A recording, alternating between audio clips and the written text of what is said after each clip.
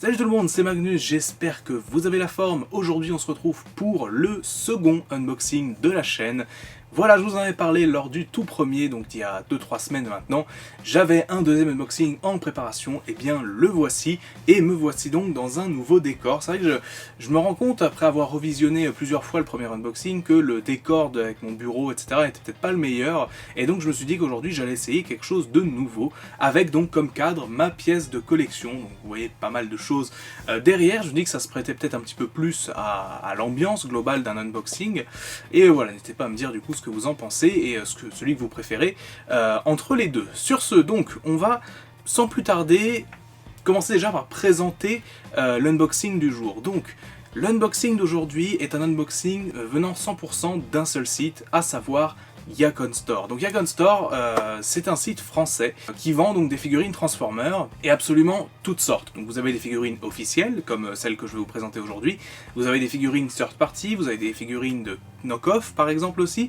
Bref, vous avez énormément de figurines, énormément de styles de figurines. Ça peut être vraiment les figurines un petit peu plus figurines basiques, plus jouets, les figurines vraiment plus de collection, donc vraiment beaucoup de choses. Donc voilà, et surtout Yakon Store c'est un site français et donc je suis très content d'être partenaire avec eux pour cette vidéo et pour d'autres unboxings à l'avenir, puisque voilà, j'ai deux colis aujourd'hui à vous présenter, deux colis bien remplis, un petit peu moins variés que la dernière fois en termes de différentes gammes, etc. Mais des colis très intéressants que voilà, j'avais envie de vous présenter aujourd'hui. Petit point supplémentaire, si vous souhaitez commander sur Yakon Store, vous avez un code promo, donc le code promo Magnus, voilà, très simple, que vous pouvez rentrer donc pour n'importe quelle commande et ça vous fera une petite réduction sur le site. Donc voilà, n'hésitez pas à aller checker, les liens seront dans la description bien évidemment. Mais voilà, Yakon Store, en toute honnêteté, même si voilà, je suis partenaire avec eux sur cette vidéo, en toute honnêteté, c'est un très bon site, j'ai commandé sur eux pas mal de fois, j'ai jamais eu de soucis, tout est toujours arrivé dans les temps qui étaient prévus,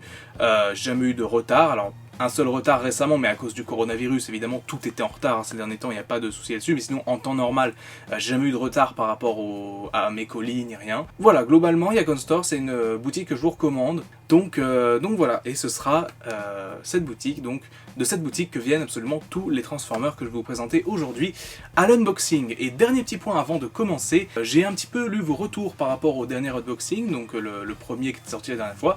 J'ai pris en compte pas mal de choses, notamment au niveau de est-ce que je devrais faire des reviews, etc. Enfin des mini-reviews entre guillemets avec. Et en fait, je me suis dit qu'il y avait une option qui était franchement beaucoup plus intéressante, c'est que je pense que les reviews ça n'intéressera pas tout le monde, dans le sens où tout le monde de toute façon n'achète pas de figurines je vais pas prendre on va dire le tiers ou la moitié de ma vidéo à faire ça. Mais par contre ce que je peux faire, et ce que j'ai déjà fait d'ailleurs la première fois, c'est de vous proposer des reviews écrites de chacune des figurines que je vous présente ici en unboxing, et pour cela ça se passe sur le forum Transformers. Donc je vous mettrai le lien aussi dans la description. J'ai un sujet de collection sur le forum et c'est sur ce sujet que à partir de maintenant je ferai des petites reviews écrites de chaque figurine dont je fais l'unboxing sur ma chaîne. Comme ça permet aux gens qui sont vraiment intéressés d'avoir mon avis sur la figurine en elle-même après quelques jours, quelques heures au moins de manipulation. Et voilà, ça permet à ceux qui s'intéressent d'aller voir, de faire un tour sur le forum, voilà, parce que c'est un forum que j'adore énormément, même si je passe un petit peu moins de temps dessus depuis quelques années, mais voilà, c'est toujours un forum sur lequel je vais régulièrement, donc si vous voulez me parler, même ça peut se passer ici en message privé sur le forum, et voilà, donc ça permet à ceux qui veulent les reviews d'avoir les reviews au format écrit sur le forum, et ça permet à ceux qui veulent simplement voir l'unboxing de voir l'unboxing sur YouTube. Et pour les reviews vidéo, je vous en ai déjà parlé, mais il y a beaucoup de Français qui font des vidéos là-dessus, et donc je les laisse sur ce créneau-là, puisque moi c'est plus forcément quelque chose qui m'intéresse, les reviews vidéo aujourd'hui. Sur ce, on va donc commencer avec le plus petit des deux colis. Voilà, donc alors, vous remarquerez que je l'ai un petit peu ouvert sur le dessus parce que, voilà, pour éviter d'avoir à tout ouvrir, etc. Donc c'est le plus petit des deux colis avec deux figurines à l'intérieur, deux figurines Voyager de la gamme Studio Series que je vous présente tout de suite. Et donc il s'agit de figurines de la dernière vague, il me semble, elle est sortie en France. Il s'agit, pour commencer, du Voyager Class Mixmaster, donc que je vous présente ainsi. Tac. Donc, petit reflet un peu dégueulasse, mais voilà, donc le Voyager Class Mixmaster qui est donc tout simplement l'un des Constructicons de Revenge of the Fallen, qui va permettre de former le Devastator Studio Series, donc qui sera complet pour moi cet été avec la sortie de Overlord, pas Overlord, c'est pas le même personnage, avec la sortie d'Overload, donc et voilà, Mixmaster qui s'ajoute à la collection. Donc voilà une figurine, honnêtement, dont j'ai pas regardé trop de reviews pour l'instant, parce que de toute façon je me prends dans tous les cas tous les Constructicons. Donc voilà, j'ai toujours été très fan du mode alternatif de ce Mixmaster là, le mode robot un petit peu moins, mais bon voilà, c'est principalement pour Devastator que je l'ai pris, et donc voilà, donc un petit Mixmaster Revenge of the Fallen que j'aime beaucoup, et donc je vous ferai la review écrite sur le forum. On passe ensuite à une figurine que pour le coup j'attendais un petit peu plus, en tant que figurine en elle-même. Il s'agit d'une figurine du tout premier film, enfin qui reprend un personnage du tout premier film, et donc vous vous doutez, format Voyager, premier film, vous vous doutez de qui il s'agit de Megatron. Donc Megatron au format donc Voyager dans son apparence du tout premier film de 2007, donc voilà, hop. Vous avez une petite illustration sur le côté qui est assez étrange d'ailleurs parce qu'ils ont remis la tête de Megatron dans Revenge of the Fallen, c'est pas exactement la tête qu'il a dans le premier film, mais bon, ça doit être une petite aberration d'illustration comme Hasbro, on a le secret parfois. Donc voilà, à l'arrière, évidemment, la figurine en elle-même, et donc de l'autre côté, encore une fois, la même illustration avec cette fois-ci le numéro, donc le numéro 54. Donc cette figurine-là, je l'attendais énormément parce que, et une fois que je la vois maintenant, vraiment, c'est l'effet que ça me fait. Elle est extrêmement jolie en termes de peinture, en termes d'esthétique, vraiment je trouve qu'ils ont fait un super boulot là-dessus, dans le sens où le premier Megatron Studio Series qui était sorti, il était quand même assez, dans un plastique assez terne, enfin du gris un peu plastique, et là on est vraiment sur du gris quand même beaucoup plus, un petit peu plus, voilà, du silver, vraiment on est quand même sur quelque chose de plus brillant, qui donne un aspect un petit peu plus quali à la figurine, et franchement c'est très cool, d'autant plus que ça fait très longtemps que je n'ai pas eu de nouveau Megatron du premier film dans ma collection. J'ai la version Voyager du premier film, la version bleue là avec des parties un petit peu gelées, j'ai la version Leader du premier film, mais je n'ai pas la version Masterpiece, pas encore du moins, et donc voilà, ça faisait très plaisir pour moi d'avoir de nouveau un Megatron du premier film. Franchement, je suis très content et je trouve vraiment que sur ce coup-là, ils ont fait du bon boulot. Et voilà, c'est ce qui m'a principalement donné envie de prendre cette version du personnage. On passe maintenant au deuxième colis qui est déjà beaucoup plus conséquent puisqu'on a 5 TF à l'intérieur. Donc il s'agit donc voilà toujours d'un colis de chez Yakon Store avec pas loin de 5 figurines de la même gamme, donc des Studio Series également, que je n'ai absolument pas ouvert. Donc voilà, je vais découvrir en même temps que vous un petit peu ce qu'il y a à l'intérieur. Tac tac tac. Voilà, vous pouvez voir, tac, vous pouvez voir que c'est très bien protégé, en tout cas à l'intérieur il n'y a rien à redire. On va donc passer à la présentation de chaque figurine qui est à l'intérieur de ce colis, et franchement j'ai très hâte parce que autant les deux autres, du coup j'avais vu un petit peu en ouvrant le colis avant l'unboxing, autant là je ne vois pas du tout, je n'ai pas encore vu, donc je suis très content, très excité à l'idée surtout de découvrir certaines d'entre elles. Alors, on va commencer par l'un des plus petits, il s'agit du Studio Series Bumblebee forme Jeep, donc du film Bumblebee. Franchement, un des Studio Series, dernièrement en tout cas, qui m'a fait le plus de l'œil, vraiment. J'ai beaucoup, bon vous savez l'amour que je porte au film Bumblebee, et vraiment, d'avoir le Bumblebee du tout début du film, donc quand il arrive sur Terre, qui scanne son tout premier mode véhicule, je trouve ça super cool, et honnêtement, de ce que j'ai pu voir, la figurine, même si elle est effectivement très petite, voilà, vous voyez qu'elle est... voilà, elle est assez petite, mais bon, faut bien que ce soit à l'échelle. Si la figurine est assez petite, je trouve que globalement elle est très bien réalisée. Vous pouvez voir à l'arrière, hop, voilà, le mode robot et le mode alternatif, donc encore une fois, voilà, la même illustration. Donc vraiment, une figurine que j'attendais beaucoup et que je suis extrêmement content d'avoir pu me procurer.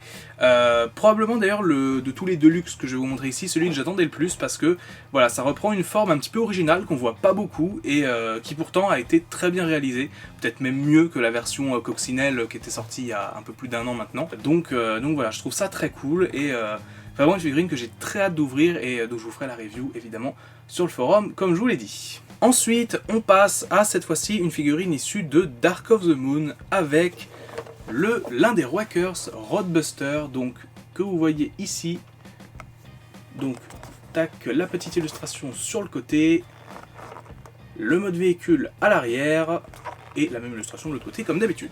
Alors, Roadbuster, alors je peux pas dire que je déteste les Ryker des films, ils me laissent un peu indifférent en tant que personnage honnêtement, par contre je suis assez fan de leur mode alternatif, les voitures de NASCAR avec tout l'armement en fait qu'ils ont rajouté dessus, je trouve ça très cool. Alors c'est un concept ultra bidon à la base, hein, c'est juste on prend une grosse voiture et on rajoute des flingues dessus, mais moi franchement il suffit de ça pour m'acheter, donc voilà, je trouve que rien que pour le mode alternatif, et je pense que une fois que j'aurai les trois, donc il y a Roadbuster ici, Top Spin qui sort cet été, il me semble que Leadfoot sortira, mais on n'a pas encore d'image de cette figurine là, mais je pense qu'une fois que j'aurai les trois, je les présenterai sur mes stagiaires en mode alternatif, puisque c'est vraiment le mode qui m'intéresse le plus.